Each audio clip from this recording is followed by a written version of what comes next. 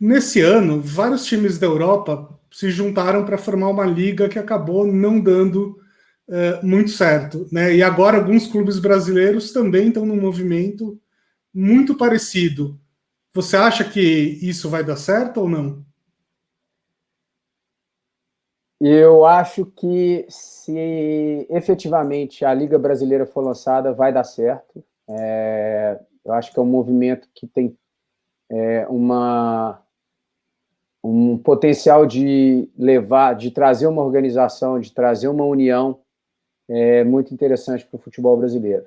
E uma curiosidade, né, não sei se todo mundo sabe, mas os clubes brasileiros, eles se organizaram em um formato muito parecido com o de liga, antes mesmo dos ingleses. Em 87, para quem é um pouco mais velho, vai se lembrar da famosa Copa União, que na verdade foi a união dos 13 maiores clubes do Brasil, mais outros 3 clubes, incluindo aí Coritiba e aí os outros 2, Guarani, e agora eu não me lembro qual era o 16º, e que, não, Guarani não, Curitiba, o Guarani ficou no outro grupo, foi Curitiba e mais 2, que eu não me lembro agora, e que era uma espécie de liga. Então, eu acho que tem tudo para dar certo. Foi um campeonato que a média de audiência, ou a presença de público foi super elevado. Então, sim, acredito que tem um potencial enorme de dar certo e que, se der certo, vai trazer uma evolução muito legal para o futebol brasileiro. Acabei de lembrar, inclusive, que eu tinha o álbum de figurinhas da Copa União. Bem-vindos ao Story Talks Café, seu podcast semanal sobre comunicação e negócios, onde eu e o meu sócio Paulo Ferreira sempre convidamos alguém incrível para bater papo com a gente. Paulo, quem é essa pessoa aqui de hoje? Nosso convidado de hoje é graduado em Publicidade e Jornalismo pela Federal de Minas Gerais e mestre em Administração Esportiva pela University of Sheffield. Com mais de 15 anos de experiência em inovação e marketing esportivo, sempre uniu o esporte ao digital em suas iniciativas, seja como Head of Sports do Twitter do Brasil, liderando operações de marketing da Strava no país, ou com sua consultoria Ativo Esporte, que já atendeu clientes como Coca-Cola e Facebook, entre outros. Ele hoje é o Head de Inovação do Grupo SBF, controlador das lojas Centauro, da rede NWB e operador da Nike no Brasil. Com vocês, Guilherme Guimarães.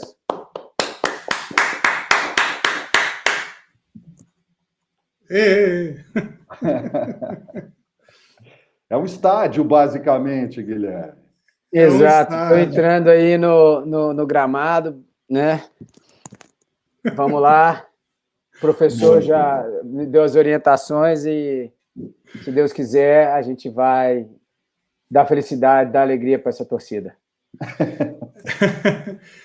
Gente, vocês que estão me ouvindo aí, antes de tudo eu preciso contar uma história, tá? O Guilherme foi meu sócio num passado mais ou menos recente até. Então eu estou me sentindo aqui tipo naquelas festas, sabe? Que você vai com o atual e encontra sua ex e tal. Então é mais ou menos assim que eu me sinto na noite de hoje. Mas nosso relacionamento... dizer que ele terminou numa boa, então Exato. O ex está falando com o atual. Poxa, que homem de sorte você é, ele é um grande rapaz e tal. Gente fina, né? Gente fina. A gente faz as coisas com elegância, com honestidade, exato, com clareza. Isso é uma maravilha. E aí eu queria abrir esse programa contando uma história dessa época de sociedade, né? Teve um dia que eu estava em Belo Horizonte, né, que é a cidade natal do Guilherme, hoje ele mora no Rio, mas eu estava lá em Belo Horizonte e eu acabei indo na casa do pai dele, né? E aí eu cheguei lá, não sei se você lembra disso, Guilherme, mas eu cheguei lá na casa do seu pai, e óbvio que me ofereceram um pão de queijo, né, que é o que se faz em Belo Horizonte, e o seu pai estava vidrado vendo esportes na TV, e ele estava zapeando entre vários canais de esportes e tal, e eu olhei e falei assim, porra, Guilherme, já, assim, consegui entender de onde você veio, né?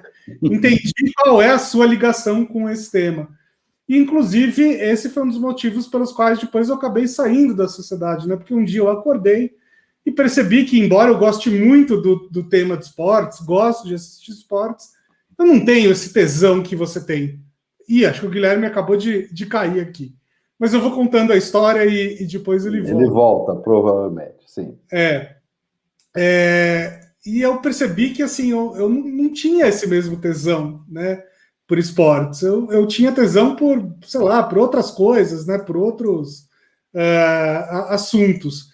E aí eu queria começar te perguntando, Guilherme, tirando o seu pai, né, que obviamente deve ter tido uma influência enorme, você, como é que começou essa sua paixão pelo marketing esportivo e pelos esportes em geral?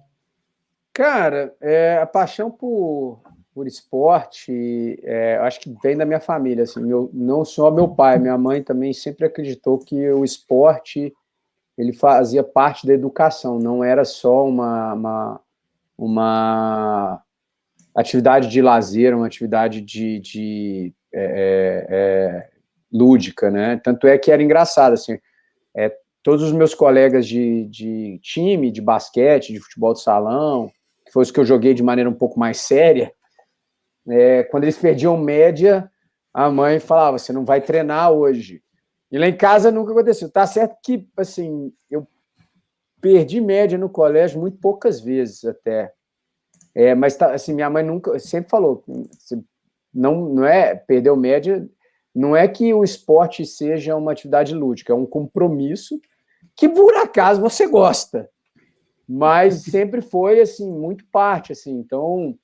E além disso, eu acho que isso tem uma coisa também que o Bruno me conhece bem, ele sabe, né, assim, eu sou muito hiperativo, eu sou hiperativo, né, assim, eu sou elétrico e tal, eu acho que minha mãe, para aguentar a vida ao meu lado, ela me botava em todos os esportes que você pode imaginar para eu praticar atividade física, para eu chegar em casa cansado e dar descanso para ela, então eu acho que tinha um pouco isso também.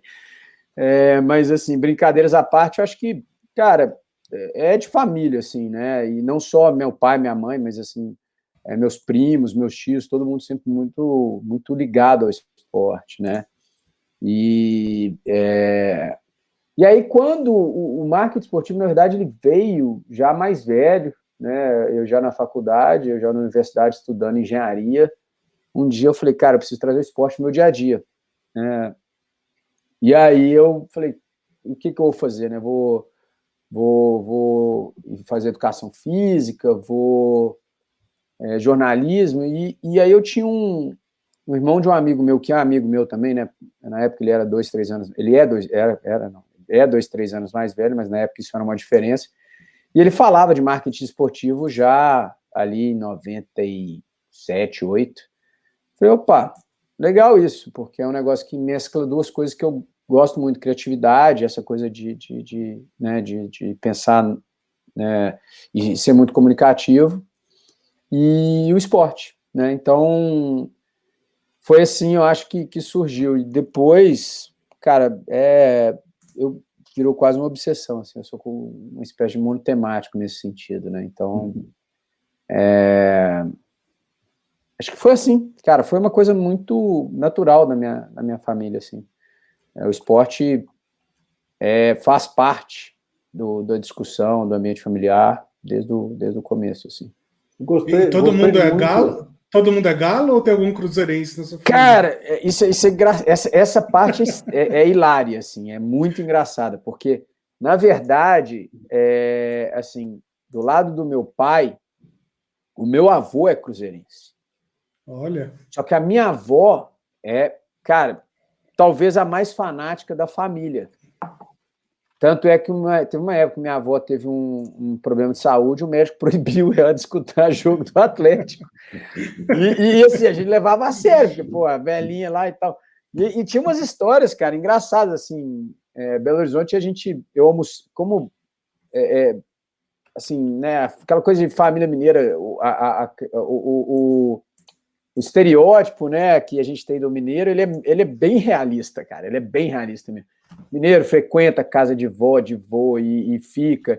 Então, eu almoçava na casa da minha avó durante a semana e tal. Então, eu ia passear com ela, assim, tipo, na hora do almoço, banho de sol dela e tal, cara, a gente cruzava com alguém com camisa do Cruzeiro, ela falava, camisa horrorosa, na cara da pessoa, assim, sabe?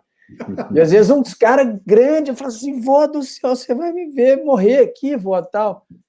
Então, assim, e aí foi engraçado, porque o meu tio, por parte de pai mais velho, é cruzeirense, e o resto da família inteira é atleticano. E do lado da minha mãe, o meu avô também era atleticano fanático. E aí é engraçado, porque é a época do rádio e tal, né, que não tinha TV a cabo e tal, eram 5 canais na televisão, e minha avó conta que eu tinha o mesmo trejeito do meu avô, por parte de mãe, de ouvir o rádio encostado no braço da poltrona, com o braço no braço da poltrona e o ouvido apoiado no rádio. Então eu tinha esse mesmo trejeito do meu avô. Então, assim, cara, essa coisa do Atlético é muito forte também, assim. E é um vínculo que eu tenho com meu pai até hoje. Então, todas as vezes no final do jogo do Galo, meu pai me liga, a gente comenta o jogo, fala e tal, não sei o quê. E ontem à noite aconteceu isso e tudo mais. Então, a gente tem essa conexão muito forte, sim. E a família inteira, cara. A família inteira. Só lembrando que esse programa provavelmente vai ao ar não no dia que ele está sendo gravado. Então terça-feira. Então, enfim, alguns dias atrás você falou com seu pai por causa do jogo do Galo. Foi do dia, para situar as pessoas, foi no dia do jogo Atlético e Boca Juniors pela Libertadores. Muito bom. Você sabe que, diferente da maioria das famílias no Brasil, né, a minha casa não é uma casa muito voltada ao futebol. Só o meu filho mais novo, o Enzo, que é um palmeirense que berra e que está assistindo absolutamente tudo. O resto da família assiste de vez em quando, mas não tem essa ligação tão forte com o futebol. Agora, eu gostei muito daquilo que você contou sobre o fato de que o esporte não era colateral na sua juventude. E os meus filhos têm exatamente esta mesma colocação. O mais novo jogou basquete, inclusive profissionalmente, durante um tempo. O mais velho se envolveu. Eu joguei basquete 14 anos. Bacana. Ele jogou durante uns 2 anos aqui, nas categorias para a idade dele. E o mais velho praticou até hoje, acho que umas 10 variedades diferentes de artes marciais. É legal. Absolutamente essencial na formação de quem eles são. Absolutamente essencial. Não tem nada de colateral, não tem nada de acessório. É absolutamente fundamental nas pessoas que eles são. Então, eu gostei muito dessa parte que você trouxe, porque é muito verdadeiro. Não tem nada de acessório, é fundamental. Eu falo sempre que o esporte, o Bruno já ouviu isso com certeza da minha boca, que o esporte, ele na juventude, assim, na infância até, ele é a melhor maneira de você aprender lições extremamente valiosas para a sua vida inteira num ambiente controlado. Exato. E a principal delas, cara, que eu falo para mim, assim, principal mesmo, é aprender a perder, cara. Se tem uma coisa que a gente vai fazer na vida é perder. E no esporte você aprende isso e você tem que lidar, cara. Então, assim, tem uma série de questões que o esporte te ensina, né? Então, tem o trabalho em equipe, a liderar, a ser liderado, como lidar com situações adversas, né? Como reverter situações adversas. Então, tem tanta coisa que o esporte te ensina. E num ambiente saudável, um ambiente controlado, um ambiente que você não vai se machucar de verdade, assim, né, fisicamente não, né, mas você não vai se machucar efetivamente. Então, eu acho, eu não podia concordar mais. Um ambiente onde a competitividade realmente consegue ser saudável. Ali realmente é saudável, né? Não em outros ambientes da vida, mas ali sim. Né? Exato. E eu acho que o legal do esporte é que ele também te ensina a perder, né? Que eu acho que... Agora eu vou colocar um pouco de fogo no parquinho aí. A gente está vivendo, né, com uma geração que muitas vezes não sabe perder, né? Que acha que tudo está sendo contra ela ou contra a pessoa. Agora mesmo estava vendo um post no LinkedIn de uma pessoa que não foi aceita lá numa vaga, sei lá porque, numa empresa, e a pessoa estava colocando a culpa da empresa, sabe? A culpa na empresa, sendo que isso pode acontecer por 1 milhão de motivos justos ou injustos, né? Talvez ela não fosse o perfil, talvez tivesse um candidato melhor, talvez a empresa seja ruim mesmo na hora de selecionar. Sim. Assim, vai saber, né? O mundo é grande demais, assim, para todo mundo ter resposta. E a quantidade de variáveis que envolve um processo de seleção exato, infinito, né, cara? Exato. Até se o cara que te entrevistou, cara, não estava no bom dia. Pode acontecer, já me aconteceu, inclusive. Sim. Mal, né? Mas vamos falar um pouco aqui de marketing esportivo, que é o grande assunto desse programa. Guilherme, a gente passou, né, pela Copa, a gente passou pelas Olimpíadas, foi mais ou menos a época que a gente era sócio, inclusive, e existia naquela época uma grande sensação, né, esperança de que, assim, putz, agora o Brasil vai profissionalizar os esportes, né? Agora a gente vai virar uma potência esportiva, agora o marketing esportivo vai bombar, vai ficar mais profissional também do ponto de vista dos clubes, das federações, etc.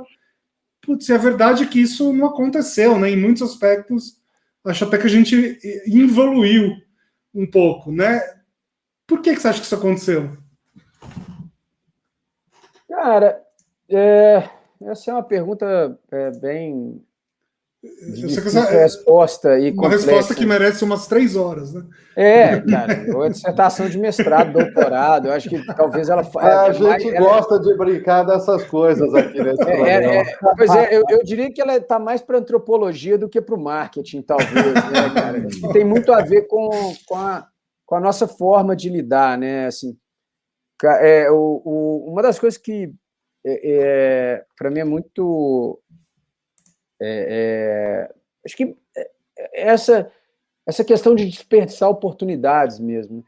Primeiro ponto, tá? Assim, deixando claro, melhorou bastante. Não essa percepção de que evoluiu, ela não é verdadeira, tá?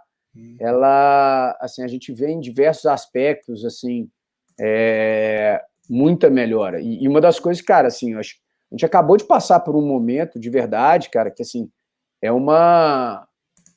as pessoas não estão passando ao largo da questão política, tá? A gente acabou de organizar uma Copa América, cara, em 15 dias. Literalmente em 15 dias. Isso assim, mérito de um monte de pessoas e um aprendizado que veio, obviamente, dos Jogos Olímpicos e da Copa do Mundo, tá? Assim, não estou falando da questão política, se deveria, se não deveria, isso eu não vou entrar nesse mérito, eu acho que... Mas, assim, teve várias evoluções, então, assim, a gente gerou uma capacitação de um universo de pessoas muito grande. Acho que talvez a indústria do esporte não estivesse preparada para absorver um grande número desses profissionais, muita gente que se formou enquanto profissional de evento esportivo e marketing, o que quer que seja nesse universo, acabou não sendo absorvida por essa indústria. Muita gente voltou para outras indústrias de origem ou para outros mercados e tal. Mas acho que tem muito a ver com... Cara, assim, mas definitivamente a gente não aproveitou a oportunidade ao seu potencial máximo como a gente poderia. Né? Então, acho que tem a ver com a nossa falta de capacidade de planejamento, né? O brasileiro ainda realmente não se planeja. E aí você pensa, mas então o que isso tem a ver com não ter evoluído tanto? Cara, porque até o que você vai fazer depois faz parte do planejamento, né? Qual é o objetivo? Né? O porquê que o Brasil resolveu sediar a Copa do Mundo? Por que o Brasil resolveu sediar os Jogos Olímpicos? Qual era o propósito disso? Cara, eu lembro, assim, eu tinha até algumas sugestões, né? Assim, hoje a gente tem por exemplo, a gente tem uma economia e uma malha logística, que aí a gente não sabe dizer se é a malha logística que influencia mais na economia centralizada ou se a economia centralizada influencia na malha logística. Mas a gente tem, de fato, uma economia centralizada demais no Sudeste, e do Sudeste eu estou sendo gente boa, porque eu não sou paulistano, não sou paulista, mas uma economia que é muito centralizada em São Paulo. Né? Se a gente for parar para pensar assim, não sei os números atuais, mas até pouco tempo, se não me engano, era 20% do PIB brasileiro, era a cidade de São Paulo, algo que o vale, é um negócio... São números absurdos. E acho que é 30% Estado, alguma coisa assim. É uma coisa absurda. E assim você fala, poxa, né, uma oportunidade que a gente poderia ter tido de, cara, vamos usar a Copa do Mundo para tentar diminuir essa descentralização? E aí tem uma questão também, quando você não tem objetivos claros, fica difícil você dizer se você atingiu ou não os seus objetivos, né? Assim, cara, você está indo para... Vamos falar como nós mesmos, né? A gente fala assim, beleza, eu quero viajar para Tanzânia. Tá, qual é o seu objetivo de viajar para Tanzânia? Ah, sei lá, eu quero ir para Tanzânia. Você volta da Tanzânia e fala, e aí, como é que foi? Foi. E que seja, eu estou indo para relaxar. Você voltou relaxado? Voltei, então ótimo, foi perfeito, eu voltei relaxado. Então, quando você não tem objetivos, e isso a gente falava muito, né, Bruno, quando a gente estava falando sobre marketing esportivo e tal. Você não tem objetivo, claro, cara, como é que você vai mensurar o resultado da sua ação? Né? Então, acho que tem eu adorei. Isso, sabe? Então, foi uma resposta extremamente longa, mas acho que tem muito a ver com as nossas características de desperdiçar oportunidades, muito pela nossa falta de capacidade, não falta de capacidade, pelo nosso a nossa falta de dedicação ao planejamento. Guilherme, eu adorei esta colocação que você fez aí, porque ela ecoa uma frase que eu não participo de uma reunião de início de projeto sem, em algum momento, jogar uma pergunta que as pessoas, às vezes, num primeiro momento, elas estranham, mas quando elas começam a responder, elas entendem por que aquela pergunta está lá. Independente de outras coisas, eu sempre faço a pergunta, escuta, o que você quer que aconteça? Se você não me responder isso, eu nem começo. O que você quer que aconteça? Porque, cara, se você não sabe o que você quer que aconteça, como é que você vai saber se você chegou lá? Exatamente isso. E isso é muito louco. Tem aquela expressão em inglês, né? What success looks like, né? O que é o sucesso para você? Que é o que você está falando. O que você quer que aconteça? Se der tudo certo, aonde você vai chegar? Exato. Senão não dá para medir nada, né? Não tem como. É isso. Por falar em língua inglesa, conta pra gente a história dessa camiseta que tá aí atrás de você. Para quem estiver só escutando a gente, tá? O Guilherme tem uma camiseta atrás dele, que é uma camiseta vermelha e preta, meio quadriculada, assim, com 4 grandes quadrados. Se alguém for na internet, ou se tiver algum flamenguista, é muito parecido com o que lançou um tempo atrás, que remontava a uma camisa antiga. É uma camisa, é a camisa do Sheffield Football Club, Sheffield FC. Imaginei que era do Sheffield, sim. E esse é o time mais antigo do mundo. Eles se autoproclamam o primeiro clube do mundo, eu não sei dizer, mas eu acho que é mesmo o primeiro clube do mundo. É da cidade de Sheffield, da cidade onde eu morei, onde eu fiz o meu mestrado, né, como vocês disseram. E eu ganhei, é uma camisa retrô deles, e eu ganhei essa camisa do dono do time. Eu colaboro com eles lá, eu ajudo de algumas formas, e curiosamente eles foram desafiados, ou eles desafiaram o Ibis para um amistoso, né? Então vamos ver se a gente faz isso acontecer, inclusive. O Ibis jogou contra eles mesmo? A gente está tentando fazer com que isso aconteça. Vai jogar. Tá, entendi. Vai jogar. Legal. O Ibis, que é um caso sensacional de marketing, né, cara? Sem dúvida. Para quem não sabe, o Ibis é considerado o pior clube do mundo, né? Pior time do mundo, pior time de futebol do mundo. Porque eles tiveram uma sequência de derrotas, né? De mais de ano, não foi isso? Eles ficaram, sei lá, não sei quanto tempo sem ganhar um jogo. Esse é um time pernambucano, é um time de Recife. O difícil é continuar existindo, né? Depois disso. Pois é. Aliás, o Ibis podia ser um episódio daquela série do Netflix sobre derrotas, sabe? Não sei. Agora eu não lembro qual o nome da série, mas a Netflix tem uma série sobre derrotas Pô, esportivas, que conta várias histórias. Então tem uma história de um time inglês que estava lutando para subir divisão. Tem uma história. O time inglês é o Southampton.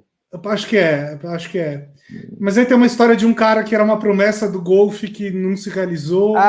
Sim. Agora que você falou. Tem uma história de um cara de uma menina patinadora que era negra e, portanto, ela nunca ganhava os campeonatos, tinha um componente de racismo. Mas, enfim, aí eles vão perguntando, né? Eles vão investigar, tipo, né, o que acontece quando as pessoas perdem.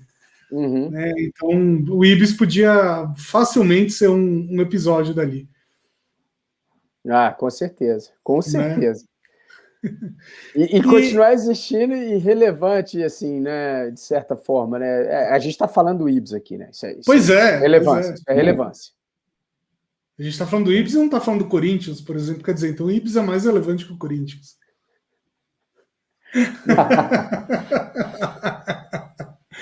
Não, brincadeira, a essência gente. do provocador. A essência do provocador. Vamos falando um pouquinho de marketing esportivo num sentido um pouco mais amplo aqui da história. O marketing esportivo ele foi se multiplicando em áreas, né, de aplicação e se multiplicando nos espaços que ele foi ocupando, né? Primeiro, porque houve uma multiplicação de canais disponíveis, de visibilidade, vitrines variadas para todo tipo de esporte, desde a coisa de nicho até os grandes eventos, e também através da moda, né? Porque a moda foi incorporando a vestimenta esportiva, ela foi saindo da academia cada vez mais, e, eu também estou usando, e veja, a pandemia só ajudou a empurrar a moda esportiva para frente, né? Toda a moda esportiva e confortável foi empurrada também e inflacionada em termos de uso o tempo todo. Uhum. É isso, o futuro do marketing esportivo é uma expansão constante de áreas novas, Guilherme? Você acha que tem muito território ainda novo para o marketing esportivo entrar? Cara, não, acho que eu nunca tinha pensado dessa forma, mas eu acho que o esporte faz parte da vida das pessoas, né? Acho que né, contando a parte de contar a história, né? Acho que tem uma coisa que eu sempre gosto de falar. Eu falo 4 línguas, né? 3 além do português. Então, assim, no meu pouco conhecimento linguístico, a única língua que eu falo, que eu conheço, que a palavra para brincar e jogar ser diferente é no português. Então, play, jogar e jouer. Em francês, espanhol e em inglês é a mesma palavra para as duas expressões. Então, o brincar e tal, ele está incluído na vida das pessoas desde sempre, né? O ser humano brinca, ele né, tem o Homo Ludus, que né, é um livro de não sei de quando, mas com certeza do século passado, talvez do retrasado, que fala dessa necessidade do homem se divertir, de brincar, de se entreter, né? Então, acho que esse costume, ele faz, e a gente transportar, né, o esporte para a vida é uma consequência natural do movimento anterior que a gente fez, né? De criar algo que nos entretesse, que fosse fora do nosso dia a dia. E aí tem a questão também, a questão tecnológica, né? O esporte de performance, ele demanda a evolução tecnológica o tempo inteiro, né? Então você vê evoluções da Fórmula 1 que são usadas em carros de passeio, você vê evoluções de vestimenta do ciclismo que são usadas nas roupas de passeio. E que você falou da pandemia, que é interessante. Assim, a quantidade de pessoas que eu conheço que passou a usar roupas eu não vou falar de ginástica, porque não dá nem para falar que são de ginástica hoje em dia, porque são do dia a dia, mas roupas esportivas, porque era simples, é confortável, você não precisa passar, seca rápido. Então, assim, eu acho que faz parte, né, desse ambiente, né? Acho que o mercado de vestuário esporte cresceu na pandemia? Cara, vestuário esportivo, né? Não sei te dizer, é uma boa pergunta. Mas uma coisa que, assim, né? Eu vou fazer um paralelo. Antigamente, a gente via os grandes motores de inovação serem as guerras, né? Sim. E o esporte, de certa forma, também ele é uma tradução do que é a guerra, né? Assim, Sim, a competição exato, com os rituais, né? Bandeira, pintar rosto, pintar corpo, isso tudo tem em guerra. Então, será que, né, talvez seja isso também, né? Um grande campo de evolução tecnológica que faz com que a gente adote no nosso dia a dia, né? E uma grande evolução humana, né? Evoluir através do esporte ao invés da guerra é um passo maravilhoso para essa humanidade, né? Espera que siga. E existem até assim, teorias que falam, teorias não, tem estudos sobre a performance, a evolução da performance do esportista, que mostram que grande parte da evolução, na verdade, ela não é uma evolução do humano, mas é uma evolução do equipamento. Então, existem alguns estudos que tentam demonstrar como seria a evolução da performance sem a evolução do equipamento, né? Então, e é bem interessante isso. No automobilismo, por exemplo, isso é pura verdade. Não, cara, não precisa ir no automobilismo. Nós estamos começando as Olimpíadas agora. O atletismo é muito assim, o ciclismo é muito assim. Né? A pista é mais rápida, a sapatilha é mais rápida, a piscina é mais rápida. Né? Acho que tem uma evolução que teve que ser revista, que eram os maiôs tecnológicos, começaram a ver os recordes serem pulverizados. Então, isso tudo tem um impacto claro na performance. Eu acho que isso é um pouco o campo fértil para a evolução tecnológica que vem para o nosso dia a dia, né? Sem dúvida. Hoje, assim, vamos parar para pensar, né? Hoje, um casaco super fino, super leve, ele nos aquece de uma maneira que a gente precisava de coisas super pesadas no passado. Isso obviamente tem a ver também com a evolução tecnológica e tem a ver com a evolução do esporte, né? Os montanhistas, as pessoas que fazem as expedições, eles não podem ficar levando muito peso para não se cansarem tanto, né? Só para complementar uma informação aqui, o Homo ludens é de 1938. Então é escrito por um historiador holandês, o Johan Huizinga. O Huizinga eu lembrava o nome, mas eu não lembrava da data. Pois é, 38. Mas já que você citou aqui as Olimpíadas de Tóquio, né? E só para vocês se situarem, a gente vai lançar esse programa alguns dias depois que as Olimpíadas começaram oficialmente, mas a gente está gravando aqui alguns dias antes das Olimpíadas começarem oficialmente. E a pergunta é, o que se espera dessas Olimpíadas exatamente? Assim, quais são as inovações em esporte, em marketing esportivo? Para onde que a indústria tá olhando?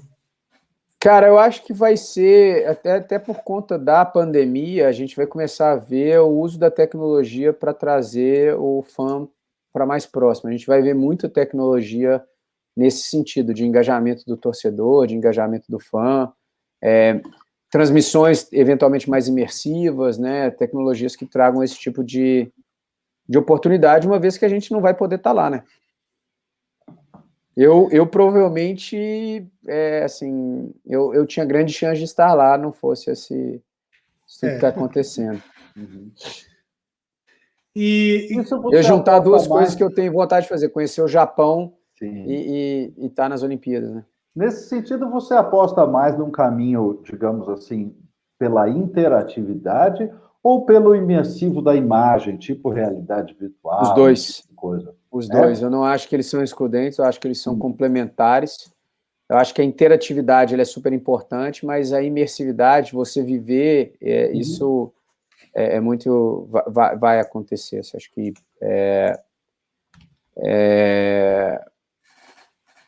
essa evolução já está acontecendo. Obviamente que, assim, a única coisa que eu tenho certeza é que daqui a 5 anos eu vou olhar para trás e falar assim, nossa, eu não imaginava que a gente ia estar onde a gente está hoje, mas sem dúvida nenhuma que a gente vai ter nesses dois caminhos, né? Tá mais próximo e, ao mesmo tempo, não fisicamente, mas ter a sensação de proximidade física e, ao mesmo tempo, a sensação de proximidade de interação, né? E já que a gente está falando de inovação, né, hoje você ocupa um cargo aí como head de inovação, né, do grupo... Não é bem head de inovação, mas eu estou na área de inovação lá. É como se fosse isso, né? Sei lá. De um grande grupo esportivo e tal, que representa um monte de marcas legais, todo mundo conhece. Como é que é a sua rotina, assim? Para que tipo de inovação que você olha? Cara, hoje eu estou olhando para interação, né? Eu tô olhando para um ambiente em que a gente se aproxime do praticante de atividade física, que é um público muito interessante, muito relevante para o grupo, né? O grupo todo. Então, hoje eu estou olhando para isso. O grupo olha, cara, para o ambiente e para o universo completo de onde ele pode atuar. Isso é muito interessante, né? Que a gente pega uma empresa, por assim dizer, legado, né? Uma empresa de varejo, né? Um varejista, mas que, cara, tem muita legitimidade para falar de esporte e que está olhando para o esporte como um todo. Assim, é uma empresa e um grupo muito interessante de estar envolvido e ter esse envolvimento. Bom, então vocês não estão olhando nem para mim, nem para o Paulo, né? Porque nossos físicos denunciam aqui que não somos praticantes de nada. Deveriam, né? Vamos combinar, né? Vamos combinar que deveriam, né? Olha, eu ando e eu faço uma atividade com bastante frequência que eu chamo de Academia Machado. Eu corto lenha, exatamente. É mesmo? Eu adoro isso. Adoro mexer Cara, com madeira, legal adoro isso, cortar viu? lenha, Legal gosto isso. muito disso. Agora, eu estou muito longe de estar em forma, né, gente? Isso. Você sabe que o americano ele transforma tudo em competição, né? Nos Estados Unidos tem competição de cortar lenha. Tem.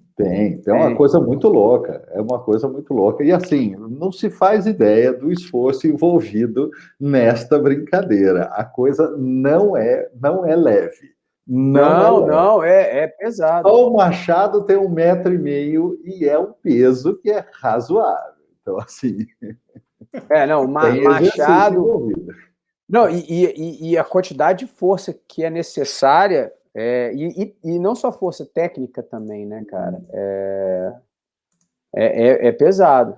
Jeito. Porque para você dar um mau jeito nas costas brincando disso, é fácil. Então você precisa saber o jeito de fazer aquilo. Porque... Mas eu adoro, eu gosto muito.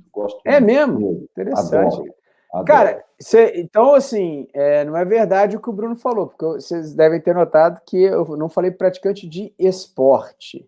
Eu falei de atividade física. Oh. Perfeito, muito bom. Gostei demais dessa distinção que você fez, porque esporte é uma coisa que não, assim, tá presente, mas não é uma paixão para mim, não é uma coisa que eu sou muito ligado nisso. Agora, estas atividades, aí sim, e são atividades físicas. Mas você sabe que, assim, né, as pesquisas hoje, pelo menos do Ministério do Esporte, elas deixam a definição de atividade física e o conceito e a definição de esporte por conta do entrevistado, né? Se ele diz que ele pratica atividade física ou esporte, é um conceito dele. Se você acha que a cortar a lenha o americano considera um esporte, que é uma competição. O esporte assim, os conceitos, assim, então, mas basicamente Tudo que você faça uma competição de maneira organizada, com regramentos e tal, blá, blá, blá, tal. Que envolvam performance e tudo. Então, assim, de certa forma também. Então, Paulo, se amanhã você entrar numa Centauro e tiver lá uma área específica para cortar lenha, você já sabe de onde vem o site. Esportivo. Machado esportivo.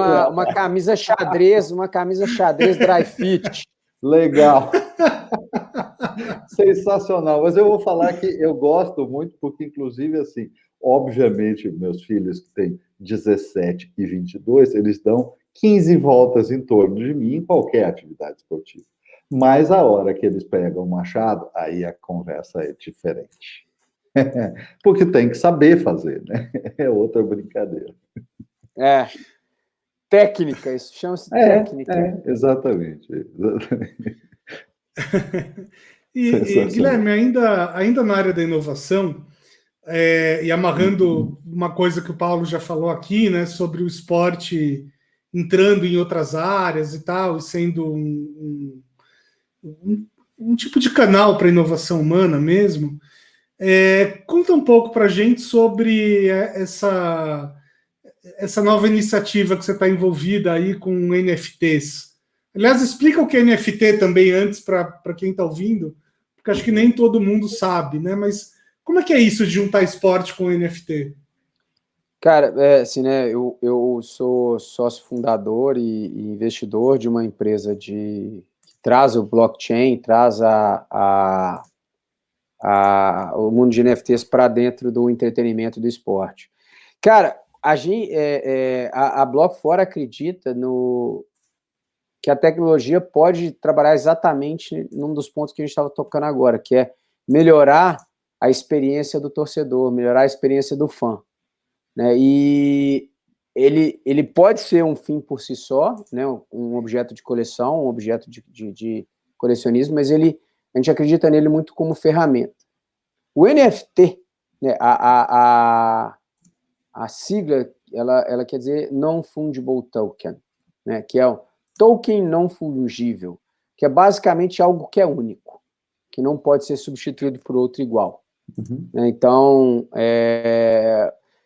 se você está falando de vou jogar aqui um controle remoto de uma televisão, ele não é não fungível, porque se você pega um outro controle remoto, ele tem as mesmas funções, ele faz as mesmas coisas.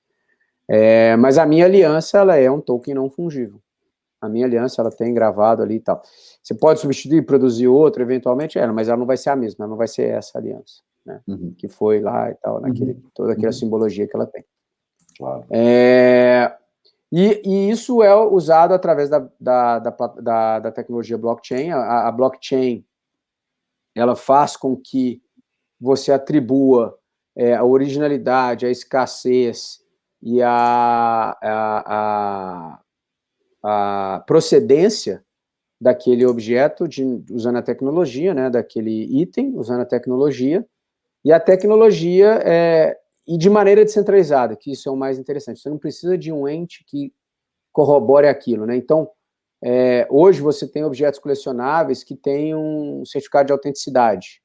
A blockchain a blockchain provê esse certificado de autenticidade de maneira descentralizada. Então, quando eu pego um objeto da blockchain, um item da blockchain, e transfiro para o Bruno, toda a rede ela sabe que aquele item ele partiu de mim, né, ou de onde quer que eu tenha comprado, passou por mim e agora ele é do Bruno, ou ele é do Paulo, né? Então, essa história e esse registro, ele fica dentro da blockchain. Então, isso tudo acontece de maneira descentralizada e a rede garante isso, né? Então, isso é bem interessante nesse sentido. E isso, o que está dentro do NFT, no caso? O que você quiser, cara. O que não, você mas digo, quiser. nessa aplicação um vídeo, um áudio, uma imagem, apenas um registro que garanta que a originalidade e a autenticidade daquele item, um ingresso, um objeto 3D, o pôster de campeão, a assinatura de um atleta, a assinatura de um ídolo, tudo isso pode estar dentro de um NFT. Tudo isso separadamente ou tudo isso junto num NFT único? Uau!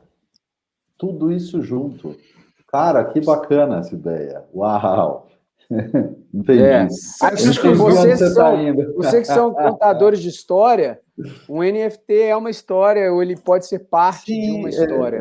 Né? Então, imagine que você tenha, né, um NFT do Neymar e um NFT do Gabigol, e os dois juntos formam um NFT que é um gol do Neymar passando para o Gabigol. Tá. Né? Ou você tem um NFT que é uma camisa e um NFT que é um autógrafo, e os dois juntos são uma camisa autografada. Eu vi hoje uma história muito louca de um pessoal que teria queimado a obra do Picasso. Pois é, queimou uma obra do Picasso só para transformar ela em NFT. Então a obra física não existe mais porque foi queimada, mas existe o NFT, o único que você pode comprar. Gente, que obra era essa? Era uma obra pequenininha, acho que era quase um rascunho, né? Uma coisa meio não era uma coisa, não era tipo um quadro do Picasso. Mas enfim, era algo do Picasso, né? Que não deveria ser destruído, eu acho. Polêmico isso, né? Porque assim, sei lá, eu poderia doar para um museu. Mas se você parar para pensar, né, teve a história lá do Banksy também, que destruiu uma obra dele mesmo num leilão, e o vídeo da obra sendo destruída também virou um NFT. E a verdade é que é o seguinte, né? Assim, o grande ponto é que assim, o que atribui valor, na verdade, não é algo que dê lastro, é a percepção, né? A gente for parar para pensar, o próprio dinheiro, né? Antigamente o dinheiro tinha que ser lastreado em depósitos de ouro no Banco Central, blá, blá, blá, blá. Isso não existe mais, né? Não tem mais essa história. O valor atribuído ao dinheiro, ele está muito mais na percepção do que no dinheiro em si. Eu estava falando, cara, eu fiquei, durante a pandemia, 8 meses sem pegar uma nota de dinheiro. E você fala, cara, mas o dinheiro deixou de existir? Não. Mas fisicamente, sim. Mas a minha percepção de valor mudou? Não sei. Porque não é necessária, né? A moeda física não é necessária. Exatamente. Então, por que... e aí você fala, então a criptomoeda, o criptoativo, ele é menos relevante porque ele não tem a questão física? Não sei, acho que cada um atribui, e aí é uma questão de atribuição de valor, não é uma questão de... E percepção, obviamente, né? Então, e isso está muito relacionado à forma como o ser humano interage, né? Então, assim, o que é a especulação? A especulação é você usar de um momento em que um valor a uma coisa é atribuído diferente do que alguém acredita que deveria ser o real, né? Então,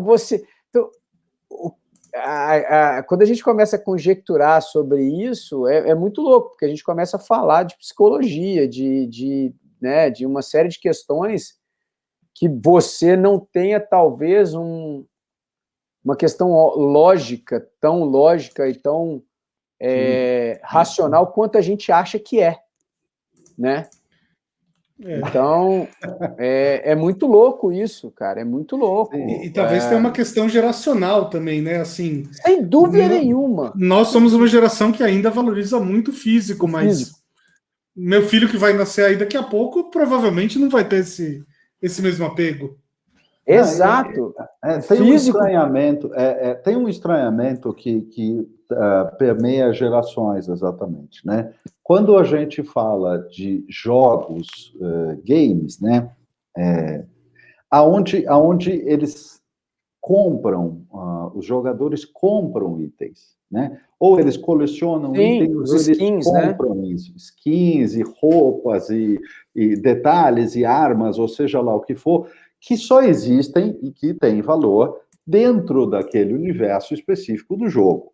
Agora, se aquele universo específico do jogo tem um grande valor para a atividade que ele exerce, aquilo que ele curte, bom, então tem valor para ele. Eu tomei uma lição fantástica sobre isso do meu filho há uns dias atrás, quando eu disse exatamente para ele, mas para que exatamente você precisa comprar uma coisa assim, assim, assado? Porque eu quero, porque eu vivo aquilo lá, porque é um negócio que é legal dentro da atividade que eu estou fazendo. Por que você precisa de 2 guitarras? Uma não basta? Vamos falar sobre isso aqui atrás. Essa camisa. Quem não gosta de futebol olha para isso e fala assim, qual o valor disso? Isso é um pedaço de pano. A minha esposa brinca que eu tenho, sei lá, eu devo ter, eu nem sei quantas, eu não sou colecionador, mas eu tenho uma cacetada de camisas do Atlético. E sempre que lança uma nova, eu quero comprar e tal. Cara, qual é o valor disso para alguém que não é atleticano? Nenhum. Qual é o valor disso para mim? Imenso, enorme, absurdo. Eu não deixo de desfazer de nenhuma delas. A única pessoa que pode se fazer dela sou eu, e normalmente é quando eu viajo e eu encontro alguém que eu falo, esse aqui merece ser catequizado. E aí eu entrego uma camisa do Atlético para catequizá-lo. Então, assim, a percepção de valor, ela é ao mesmo tempo, né, coletiva, mas muito individual também. Né? E cada um tem a gente, né, o grupo de coisas para o qual você dá valor, ela é quase como a sua identidade, como é que chama isso aqui? Impressão digital. A sua impressão digital. É única. O grupo de coisas que eu dou valor é único. Eu dou valor ao galo, eu dou valor ao rock and roll, eu dou valor ao meu filho, eu dou valor à cerveja, eu dou valor à minha esposa. Cara, quem mais dá valor a esse mesmo conjunto de coisas igualzinho? Ninguém.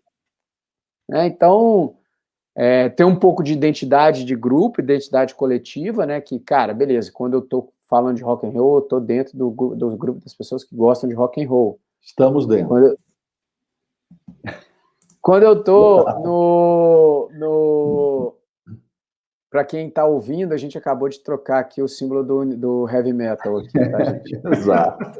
Quando eu estou falando de galo, eu estou provavelmente interagindo com pessoas que são fãs de sertanejo, axé, funk, o cara, mas que naquele momento se identificam comigo por aquela paixão do galo, né? Então, e assim, cara, mas ao mesmo tempo, quando junta tudo, acho que eu devo ser o único nesse aspecto, né? Então... vai criando um pote único, né? A mistura única na história. É isso, exato. Legal.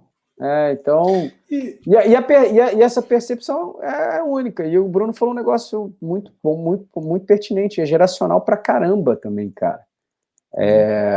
A gente dá valor a coisas que antigamente não se davam e que futuramente não será dado, né? Agora, me diz uma coisa, o que seria pensando aí no seu conjunto de coisas que você valoriza e tal, o que seria um NFT que você olharia para ele e falaria assim, putz, eu gostaria de colocar meu dinheiro nisso? Pode ser NFT do Galo, pode ser de outro esporte, do que você quiser. Um NFT que eu gostaria de ter é um NFT que fosse Shine on Your Crazy Diamond, mas separado por faixas, em que eu pudesse ouvir só a guitarra, que eu pudesse ouvir só o teclado, só o baixo, só a bateria, isolado, e que depois eu tivesse a oportunidade, só o vocal, e que depois eu tivesse a oportunidade de ouvir tudo junto de novo. Então, esse é o momento em que você está na festa com a sua atual e sua ex, e aí elas começam a conversar e você fica de fora na conversa. Porque a sua atual e sua ex tem algo em comum também. Porque eu acho o Pink Floyd chato pra cacete. Vocês amam o Pink Floyd. Shine on Your Crazy Diamond é uma das maiores obras-primas do Pink Floyd. E você acabou de perder pontos com a atual e a ex nesse momento. Claro, e nem todo mundo sabe, né, que a guitarra do Dave Gilmour é basicamente a linha fundamental que conduz o universo. Né? Exatamente. Não sabem, algumas não sabem. Mas é isso, esse seria um dos meus NFTs, cara. E no esporte, você tem algum? Cara, sem dúvida nenhuma, a defesa do Vitor contra o Tijuana nas quartas de final da Libertadores de 2013. O jogo do Raja Casablanca, não, né? Que engraçadinho, né? Nossa. Pronto, agora boiei. Tá vendo? Caralho, que eles estão falando. Retiro o que eu disse, Paulo, que eu falei que ele era uma boa pessoa. Ele é um... Estragou?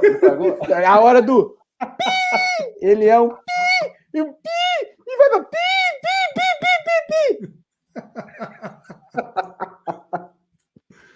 Não, o jogo do Raja Casablanca é quando o Atlético Mineiro foi disputar o Mundial e perdeu pro time de Marrocos lá.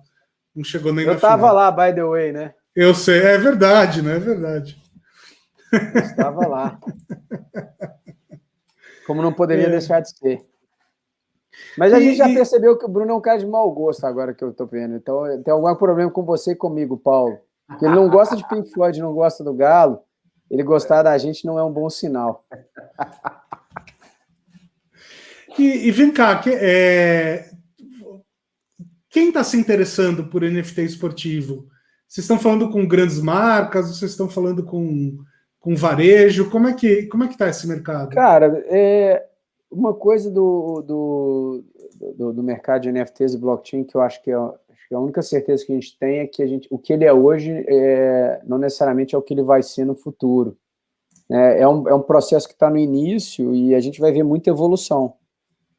Cara, e se interessando, todo mundo está se interessando. Acho que está todo mundo prestando atenção e vendo onde isso vai dar, querendo saber e ter um pezinho ali para entender. Então, acho que é normal isso. Eu vi toda nova tecnologia tem um pouco disso. Ah, sim. Eu vi outro dia que tinha um escritor lançando um livro em NFT também, uma notícia que ia nesse caminho, assim.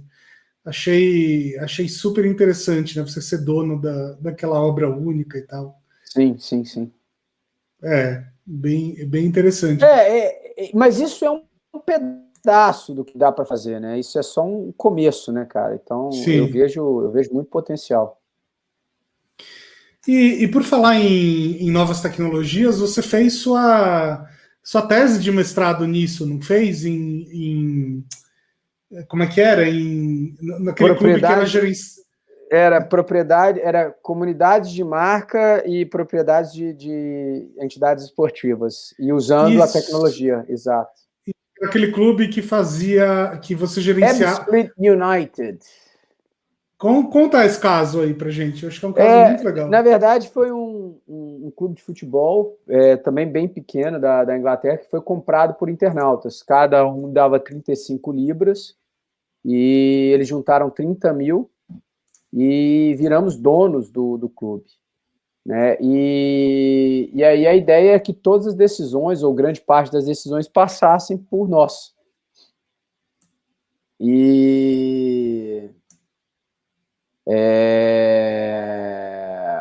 Mas como foi e aí, cara... Oi? Deu certo? Como é que foi essa experiência? Cara, não deu muito certo. Não acho que o modelo se provou errado. Acho que, como era um clube muito pequeno, as decisões realmente relevantes era muito difícil da gente tomar. Então, como é que você vai definir uma escalação de um time que você não vê treinar, que você não sabe quem é o goleiro, quem é o lateral esquerdo, então fica muito difícil você ajudar. Mas isso tudo era feito por votação? A princípio, a ideia original era essa, que tudo fosse feito por votação e que as coisas acontecessem de maneira democrática ali dentro. Mas acabou que não foi possível muito por conta disso. Assim. E a gente não tinha a tecnologia que a gente tem hoje, né? De transmitir um treino por celular e boa. Hoje, antigamente, isso é na época da internet, do telefone ainda. A internet de escada. Não era nessa época, não, mas era primeiro, acho que era 2G, geração 2 de telefone. Foi ali por volta de 2006, eu acho, né? Que foi quando 2007, 2008. 2007, 2008. Eu entreguei minha dissertação no final de 2008. Mas e aí, devolveram dinheiro? O clube foi revendido? Não, porque não era um investimento, né? E aí era até uma questão um pouco controversa. Eu discordei um pouco do modelo. Era uma questão mais parecida com de sócio associado, como é o modelo brasileiro, do que de proprietário, né? E aí era uma coisa meio distinta, assim. Então eu teria que pagar com recorrência ao longo dos anos e tal, né, para sustentar o clube. Eu acreditava em comprar e usar a comunidade para tornar o clube autossustentável ao longo do tempo. Mas eu não estava na gestão e tal, eu não era dono do My Football Club, que era o nome da iniciativa. Eles tentaram fazer uma no Brasil também, que chama Meu Clube de Futebol, e que não foi para frente. Isso é interessante para um clube pequeno, né? Porque quanto mais gente investe, mais torcedor o clube passa a ter, né? Cara, sem dúvida. Esse clube é um clube minúsculo, e ele tem uma competição no Reino Unido que chama FA Trophy. Tem a FA Cup e tem a FA Trophy. A FA Cup é para todos os times das 4 primeiras divisões. Seria tipo a Copa do Brasil, né? Não, peraí, desculpa. A FA Cup é para todos os times na Inglaterra. A League Cup, que é a Copa da Liga, é para todos os times das 4 primeiras divisões, que são os times profissionais. E a FA Trophy é para todos os times não profissionais. E a FA Trophy, a final, é jogada em Wembley. E esse time, por coincidência, foi para a final nesse ano. Ganhou até. Eles levaram mais de 20 mil pessoas ao Wembley. Normalmente, na final da FA Trophy, eles abrem só o anel mais baixo de Wembley. Por causa do Ebbsfleet United, eles tiveram que abrir mais anéis. Então, assim, sim, concordo com você. Eu acreditava muito mais no modelo de exploração comercial do clube, que não foi o adotado. Mas eu acho, cara, que existem modalidades esportivas que são muito propícias a um modelo mais ou menos assim, sabe? O beisebol, por exemplo. O beisebol é um esporte em que a estatística é muito importante. Uhum. E estatística você não precisa efetivamente ver acontecendo as coisas, você pode acompanhar mais ou menos, né? E beisebol tem estatística para tudo, cara, tudo que vocês podem imaginar. Até, assim, o ângulo que a bolinha sai do taco do rebatedor. Obviamente que nas ligas menores, né, as ligas menos importantes, você não tem isso tudo. Mas eu acho que poderia ser sim. Eu acho que é um modelo que poderia ser interessante.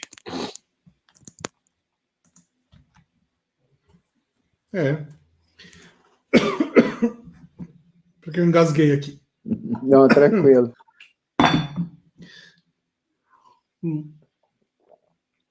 O Bruno tá tomando água para poder desengasgar. Se engasgou fortemente aí.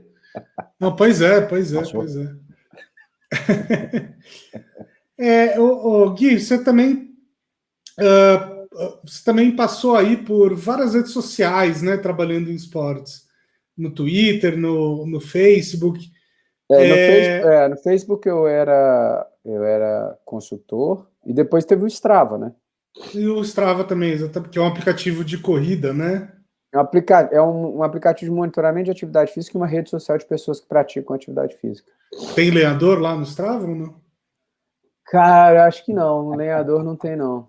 É porque ele monitora várias atividades, mas cortar a lenha não tá lá, não. Boa. Como é que tem sido esse...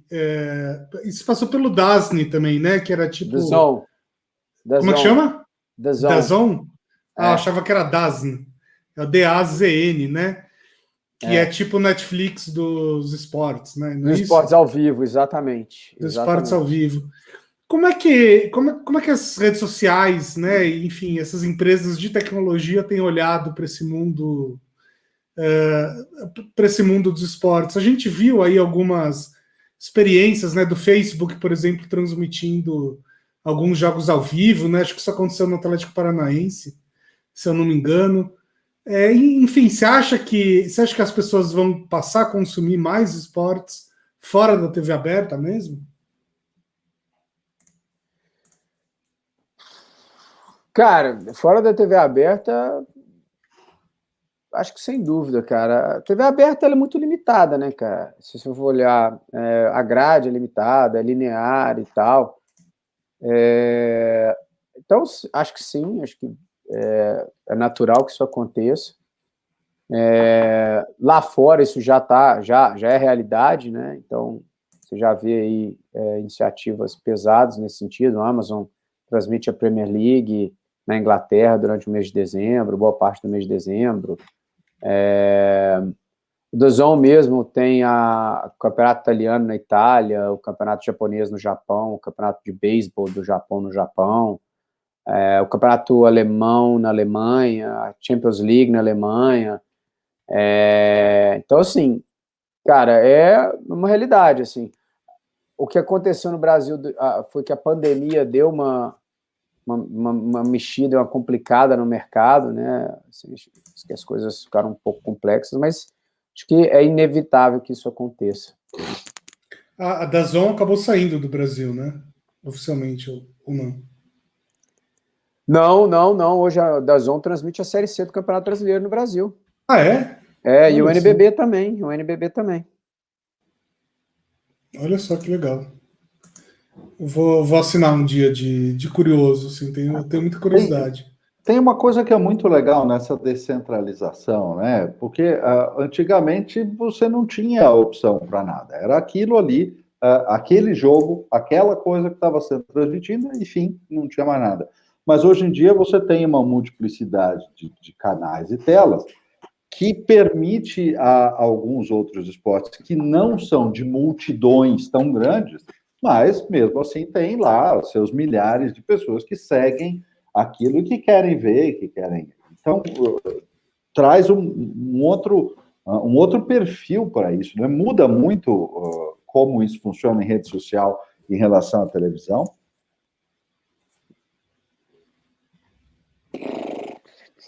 Cara, o Guilherme pensa de uma maneira sonora, né? Esses barulhinhos que você deve estar ouvindo aí é o Guilherme, tá? Cara, eu acho que essa conexão, a gente viu muita coisa acontecer nesse sentido, né? A televisão usar as redes sociais como ferramenta de interatividade, um canal de conexão. Né? Um canal de conexão, né? Assim, antigamente era restrito ao telefone, né?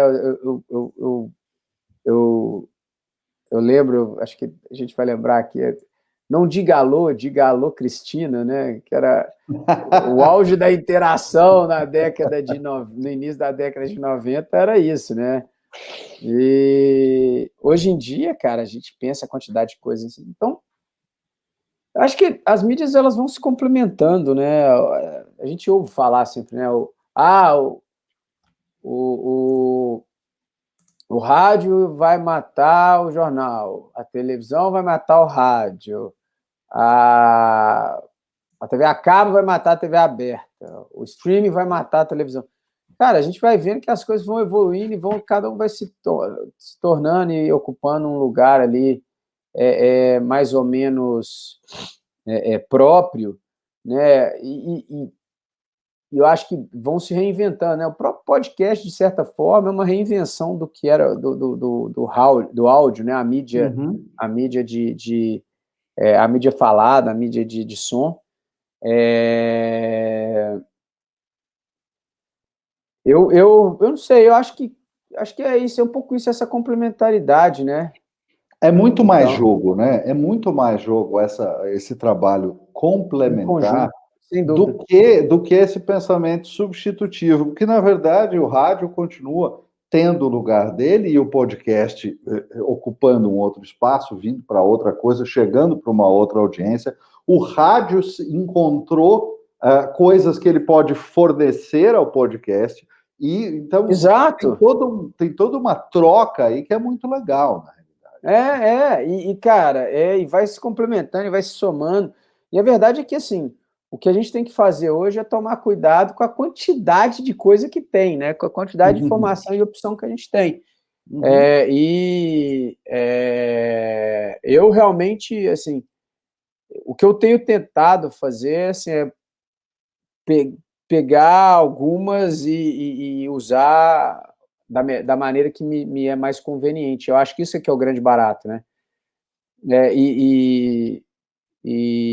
Por exemplo, eu adoro correr, praticar atividade física ouvindo podcast. Tá.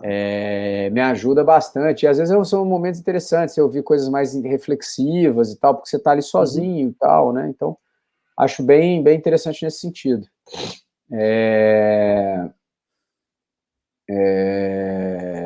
Então, eu acho acho que é isso que você falou, a complementaridade, né? E como uma ajuda a construção do todo, né? Sim, exatamente. Exatamente. Tem algum podcast de esportes, assim, relacionado ao mundo esportivo que você recomende? Cara, é bizarro, mas eu escuto um podcast do Atlanta Braves, que é o time de beisebol de Atlanta, onde eu morei, e eu escuto. Porque é a maneira de eu manter atualizado com o Atlanta Braves e tal. Interessante isso, cara. Interessante. Eu morei em Atlanta na época do ano, que é o verão nos Estados Unidos, que só tem beisebol. Então eu não conhecia beisebol. E aí, eu sou fanático com esporte, como o Bruno já falou, então eu precisava arrumar alguma coisa. E a vantagem do beisebol é que literalmente tem jogo todos os dias. Todos os dias. Um time dos 7 dias na semana, ele joga em média durante a temporada 6 dias. Ele tem um dia de folga por semana. Normalmente. Nossa. É muito doido. Hoje, por exemplo, tem público em todos esses jogou jogos? 2 vezes. Tem público em todos esses jogos? Todos esses jogos. Todos gente, jogos. Tem times como que é que lotam. essa gente faz isso? Mas o ingresso, o esporte que tem o ingresso mais barato nos Estados Unidos é o beisebol. Tá. Você consegue ir num jogo de beisebol por 5, 6, 8 dólares, 10 dólares. Tá. É bem legal. E aí você entende também por que o americano gosta do beisebol, porque tem um monte de coisa que acontece ao mesmo tempo. O cara come cachorro-quente, toma cerveja, troca ideia e tal. Aí tem um lugar lá, tem um estádio que você consegue assistir o jogo de dentro da piscina. Tem uma piscina dentro do estádio que você assiste o jogo de dentro da piscina. Cara, americano é foda, vamos combinar, né? Americano pra entretenimento é foda, velho. Os caras são foda. Não é babando ovo nem nada, não, mas os caras são bons pra caralho. Não, isso é verdade. Assim, toda vez que eu viajo, eu tento ver algum jogo, alguma coisa local. Né? E mesmo quando você compara a Europa, por exemplo, os Estados Unidos ainda estão num outro nível, né? Mas os Estados Unidos são muito bons em criar significado e vender significado, sabe? Eu acho que é isso. Eu nunca vou esquecer uma vez que eu fui no museu vou usar um exemplo paralelo aqui, tá? Nada a ver com o esporte. Mas eu fui num museu na Filadélfia que era de uma prisão antiga e tal, que era, enfim, é uma prisão lá que tem toda uma história que é interessante. E você ia andando com aqueles MP3, sabe? Sim. Com fone, né? E aí tem lá estação 1, estação 2, tinham, sei lá, mais de 100 estações que você ia ouvindo histórias. Em uma dessas estações, eles contavam uma história de um cachorro que vivia lá entre os prisioneiros e tal, e tinha uma lenda que o cachorro foi parar na prisão porque ele tinha roubado uma comida de alguém e tal, mas isso era só uma lenda, enfim, era uma estação entre 100 e tantas, tá? Você podia facilmente passar reto dessa estação e não ouvir. No entanto, quando você terminava o passeio, chegava na lojinha da prisão, o que tinha lá para vender? Uma pelúcia do cachorro. Cara, mas isso é espetacular, assim, e eu tenho certeza que toda a logística é pensada dessa prisão, dessa visita, terminava aonde? Na lojinha, claro. Cara, não, mas eles são muito curioso isso, né? Cara, é otimização de resultado o tempo inteiro, né? Mas o engraçado também é o seguinte, quantas vezes, né, não nos Estados Unidos, né, quantas vezes você passou por algumas experiências que você gostaria de ter levado uma lembrança, um souvenir, um detalhe, um token, um boné, qualquer coisa daquela experiência, e não tinha. Muitas. Não tinha. Né? Fora dos Estados Unidos, não tinha. Então, esse é o fato. Não, você tem toda a razão. Tá aí, Gui, olha só, uma boa ideia para a tecnologia do NFT nos esportes. Você vai numa lojinha de estádio, por exemplo, e tem lá, por exemplo, todos os gols do time. E você pode comprar um gol. Né? Ou então, NFT ali. ou então aí acabou... tem a questão do direito e tal, né? Ah, bom, é verdade. Mas, cara, mas até pensando para frente, você pensar como você pode usar isso para as negociações futuras, né? Sim. Então, você poder falar, beleza, mas eu quero ter o direito de comercializar o VOD, né? O Video On Demand desses negócios, de maneira em NFT, o que quer que seja. Ou então você, por exemplo, pode ter o jogador, né? Sei lá, eu já fui em alguns museus de clubes de futebol e tal, que ficam em estádios, e sempre tem lá um hall dos grandes jogadores e tal. Sim, né? O Hall da Fama, né?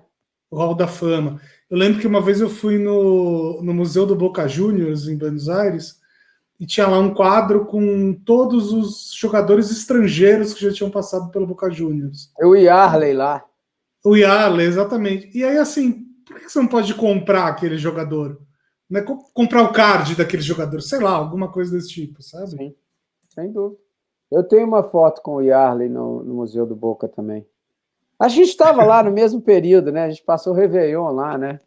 É verdade. Pô, mas quem diabos é Yarley, gente? Não é a audiência toda que vai saber isso.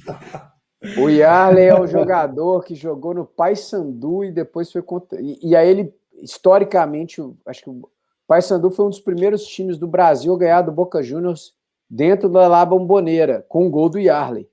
E depois o Yarley foi jogar no Boca Juniors. Perfeito. Inclusive, eu tenho um amigo que torce para o Paysandu. Como é que fala? É Paysandino? Não sei como é que fala isso. Tipo...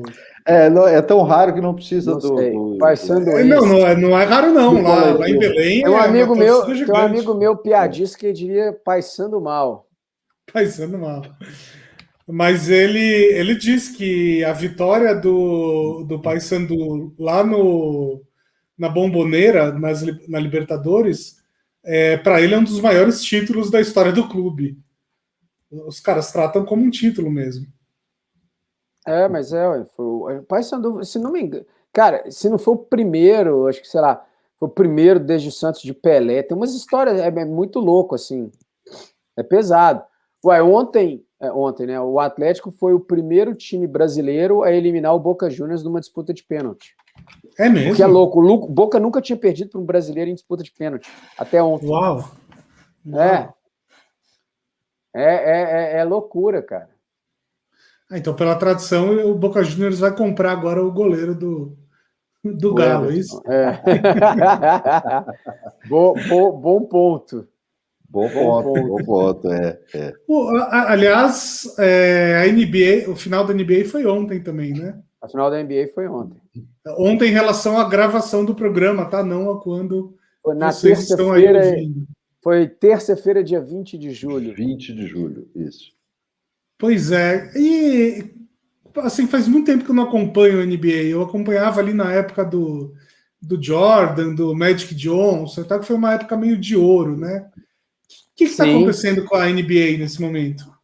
Cara, a NBA não tá numa época de menos dourada, não, cara. A NBA é uma liga que sabe muito bem trabalhar a marca, que sabe trabalhar a internacionalização.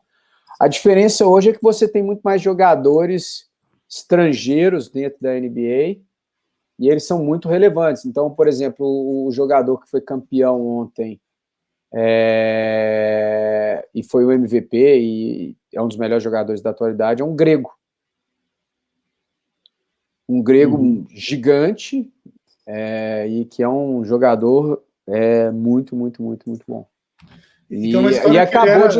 Para quem gosta de storytelling, acabou de ser lançado o Space Jam número 2 com o LeBron James como protagonista. E aí vem a parte de jabá. E aí a Centauro está vendendo os produtos do Space Jam. Você tem o uniforme do time de basquete do filme sendo vendido na loja física. É isso que eu estava falando. Quantas experiências que você passou e que depois não tinha o item para você comprar. É óbvio que as crianças querem, é óbvio que as pessoas vão curtir imensamente comprar a camisa do time do Space Jam. Mas é muito óbvio. Como a gente fazia com o ET, como a gente fazia com... cara... Star Wars, pelo amor de Deus, Star Wars. Peraí, ET, eu vou ter que colocar aqui o momento cringe na tela. ET é cringe agora. Aqueles assim, né? Só para ser momento mais cringe ainda. O que é cringe? Não saber o que é cringe é ser cringe, né? Mas de verdade, assim, poxa, é muito mais rápido, hoje é muito mais interessante isso, e a coisa tá lá, né, como você está dizendo, porque no filme original lá, quantos anos atrás? 20 anos atrás, talvez, ou mais, né, do Space Jam, se tivesse isso, com certeza os itens, as camisetas, a bola, o boné, tudo isso ia vender. Obviamente ia vender. Não. E, cara, eu tenho certeza que nos Estados Unidos tinha. Sim, exatamente. Tinha porque eu tinha um amigo de colégio que eu lembro dele usando essa camiseta, assim, num dia. O Space Jam é de 1996. Space Jam é de 90. Porque foi a história ficcional da volta do Michael Jordan para o basquete depois de ter jogado beisebol, né? Foi exatamente nessa época. Que, aliás, aparece ele participando das filmagens no... Como é que chama naquele documentário Último Arremesso, né? The Last Dance. Mas saiu aqui como Último Arremesso, se não me engano. Grande documentário. Você gostou? Maravilhoso, maravilhoso. Aquilo é demais. As imagens, o nível de acesso, o que eu acho mais bizarro é como essas imagens ficaram guardadas até hoje, cara. Impressionante. É bizarro, velho. É bizarro. É muito louco, cara. Como é que não se usou isso e como é que se documentou daquele nível de acesso? Porque os caras estavam do lado dele no vestiário do time. É igual você tá, cara, do lado do... Deixa eu pensar aqui quem foi campeão do lado do Mbappé no vestiário da final da Copa. Filmando o cara assim, né? Colado na cara dele. É incrível, é incrível. Agora, falando nisso, né? Eu acho que uma das coisas mais legais das mídias sociais, aí das novas tecnologias, é justamente esse acesso aos bastidores, né? Sim. Você não acha que pelo menos o esporte brasileiro ainda trabalha mal isso? Ou pouco? Cara, Não, cara, falando a verdade, não. Eu acho que hoje a gente vê muitas iniciativas interessantes. Lógico, assim, a gente ainda não tem nenhum case como, por exemplo, o Last Dance. Mas, cara, a gente fez, no The Zone, ano passado, a gente fez algumas experiências muito legais, cara. Tinha um que chamava... como é que era? Peraí. Teve um do Flamengo que foi espetacular, cara, que foi sobre a Libertadores, que tinha imagem do avião do time na volta do Peru. Era, assim, tinha muita coisa muito legal, cara. Então, assim, acho que a gente vê muita já coisa acontecendo bem interessante, sacou? Chamava Sem Filtro. Esse do Não, Flamengo. não, tudo bem, de documentários eu sei que tem vários e tal, mas estou falando das mídias sociais dos clubes mesmo, por exemplo. Cara, não, eu tendo a discordar dessa vez, porque, cara, a gente já vê, por exemplo, os clubes trazendo imagem, trazendo o torcedor para dentro da preleção, para dentro da resenha pré-jogo, para dentro da oração antes do jogo, né, para dentro do vestiário. Nesse aspecto, eu acho que assim, talvez não esteja tão mainstream assim, em termos de a gente está tendo essa visibilidade, mas, cara, acho que a gente está vendo umas iniciativas bem legais, assim, de o clube mostrando como é que é o ritual pré-jogo dentro do vestiário e tal. Isso, cara, a gente tem visto umas coisas bem legais. Então, como vocês podem ver, depois que eu deixei de ser sócio do Guilherme, eu fiquei meio desatualizado do mundo Desatualizado. do marketing esportivo.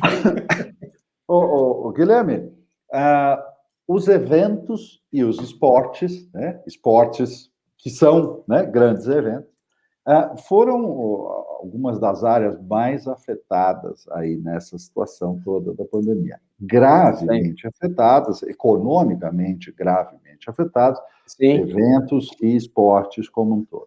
A gente está vendo aí toda essa dificuldade na retomada, nessa questão aqui da Olimpíada, vai, não vai, como é, pouca gente, e aí sobe números, toda essa coisa.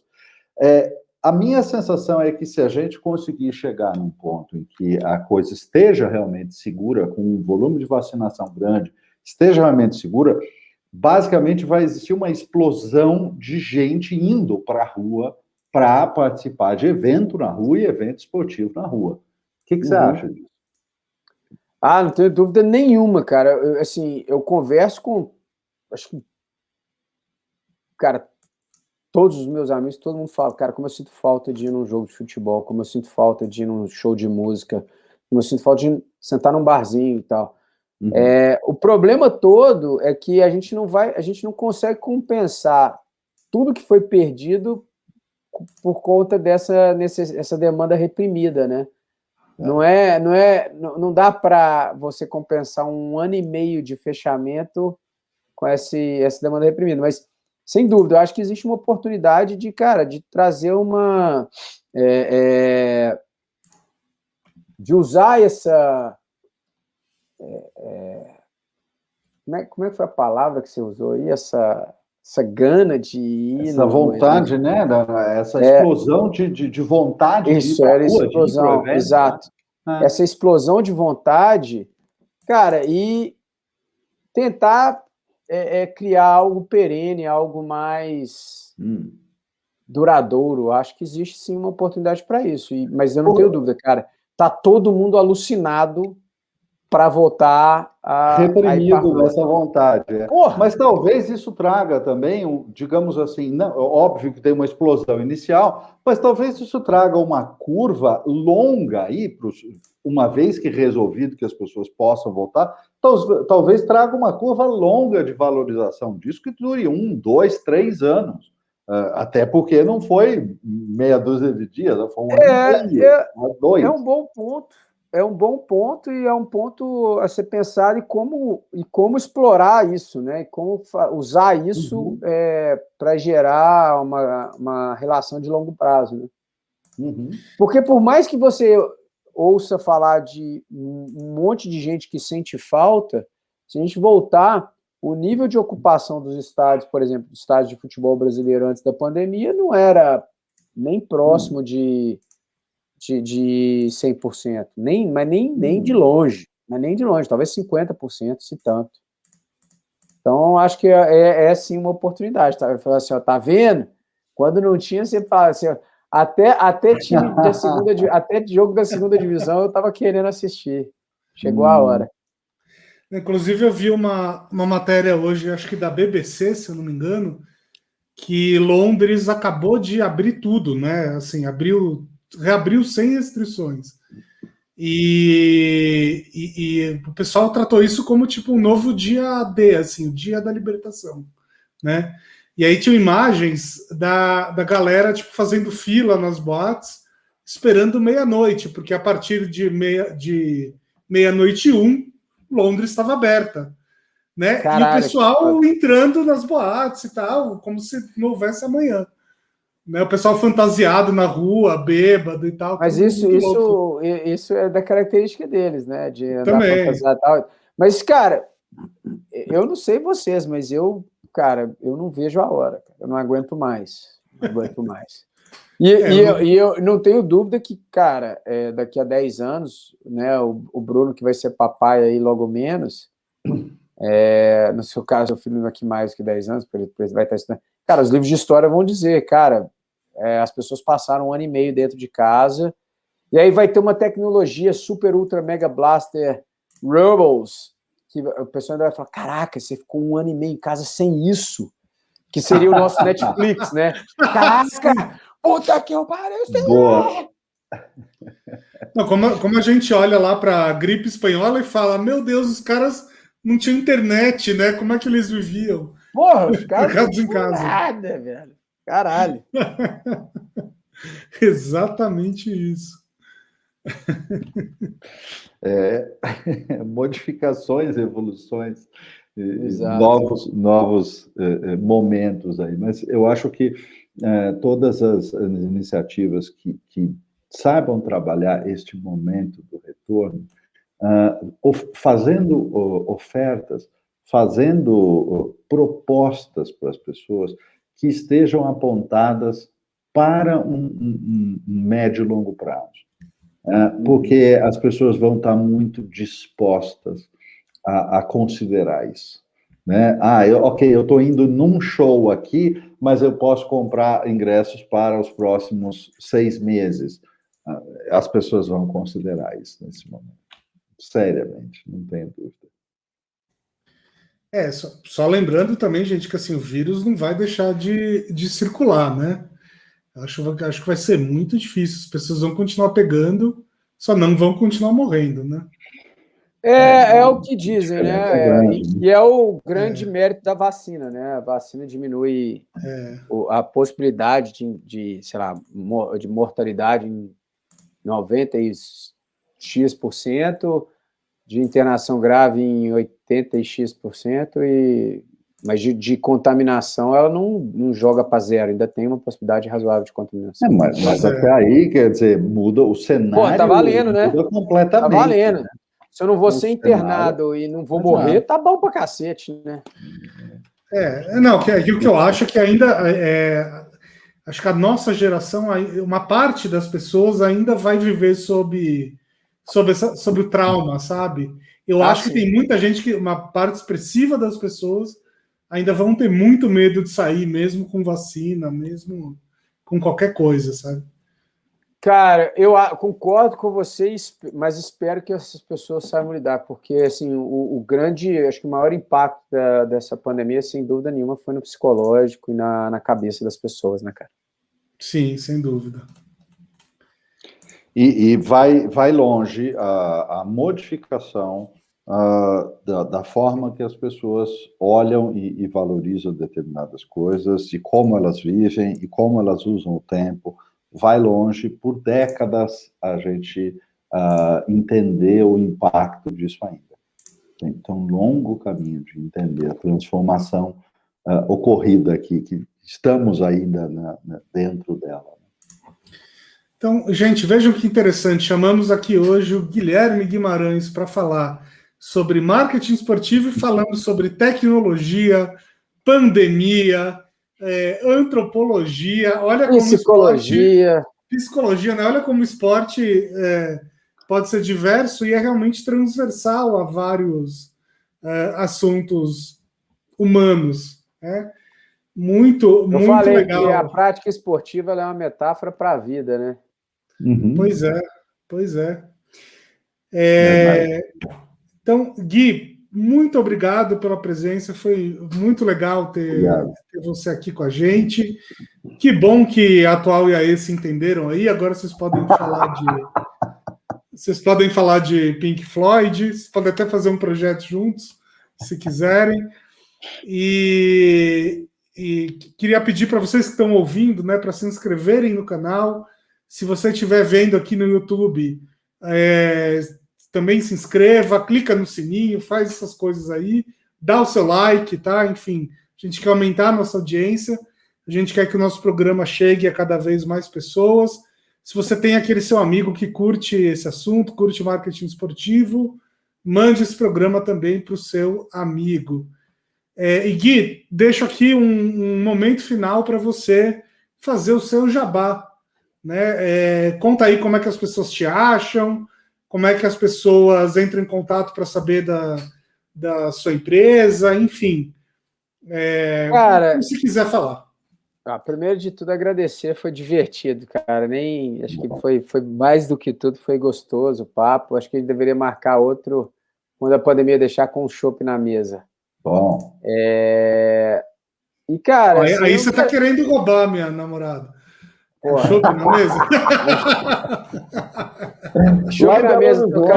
Chopp na mesa tocando Pink Floyd, você já viu, né, velho? Cuidado, abre o olho, abre o olho. Mas foi divertido, agradecer, foi legal. A gente já vinha falando de fazer já há algum tempo, mas a gente encontrou um mote aí agora com os Jogos Olímpicos que valeu a pena. Cara, fazer jabá, meu jabá é o jabá do esporte. Assim, quanto mais gente boa vier para a indústria do esporte, trabalhar com marketing esportivo, que é uma coisa super motivadora, é legal. O Grupo SBF está aí, né, crescendo e trazendo gente boa e nova. Eu, como fundador e investidor da Block4, também estou de olho nessas novas tecnologias e sempre de olho no que as pessoas estão fazendo. O Bruno conhece bem, sabe que eu sou uma pessoa interessada em gente, né? Eu adoro conversar, trocar ideia e conhecer.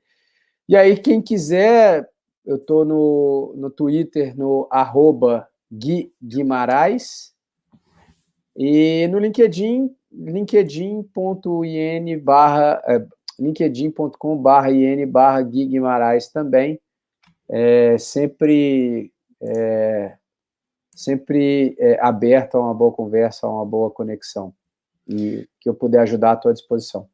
Isso é verdade. O Guilherme é aquele tipo de cara que nunca nega um café, né? Então, se você tiver solitário aí, se você acabou de passar pela pandemia, né? E, enfim, precisa ver gente, manda uma mensagem para o Guilherme que ele topa o café. Verdade. O contrário do Paulo, né? Para convencer o Paulo a tomar um café, tem que mover montanhas. Não, na verdade, o café está sempre comigo. O café jamais falta. É isso. Mas para eu me mover até o outro lado da cidade de São Paulo, precisa de razões. Não, isso aí a gente encontra um lugar no meio. Isso, exato. Então, em Belo Horizonte que a gente já teve tantas vontade de fazer, levar o nosso curso aí, e até agora não conseguimos. Vamos ver se na volta da reabertura do mundo a gente consegue levar o nosso curso para Belo Horizonte. Vai ser divertido. Faremos isso, eu vou dar um jeito de ajudar nisso aí também. Muito bom, ótimo, maravilha. Muito bem, pessoal. Gui, saudades de você, viu? Vamos tomar um chopp aí. Saudade, meu velho. Saudade. Parabéns, viu? E vai mandando fotos aí. Vou mandando fotos. E só para encerrar isso aqui em alta, Galo e Pink Floyd. Beijo para vocês. Valeu. Valeu, até mais. Tchau, tchau.